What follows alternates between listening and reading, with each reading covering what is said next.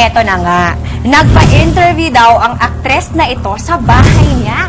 Nakabonggang outfit si Madam. Kaya lang, bigla raw itong napatigil in the middle of the interview dahil may naamoy siyang kakaiba. Ito raw ang eksena na ipapakita sa atin na Alex as the actress, Tim as the interviewer, and Divine as the personal assistant. Ito na. Ready?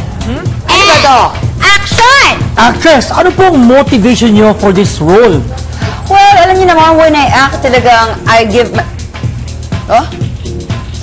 Ano yun? Sino? Divine? Yes, Divine? ma'am. Yes, ma'am. Yes, ma'am. Ano ang may naamoy ko? Tuyo po.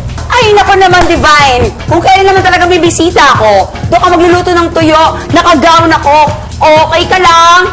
Ayun na nga naman yung when I act. Of course, pahingi nga. Ay! Change mood agad. Agad-agad, di ba? Ibang level ang shifting ni shifting. Madam. Sino si actress na nagpakita ng grace under tuyo pressure? Sino yan? Kilala ko na.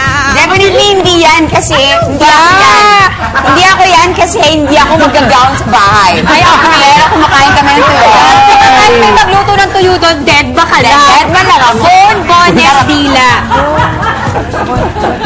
Ano? Sino ba? Parang sino daw? Okay. Oo nga naman. Hindi kasi nga naman talagang dumidikit ang Eh, bakit amoy may ng buto? masarap na Oo. pagkain. Para for all you know, baka naman talagang galit sa kanya si Divine.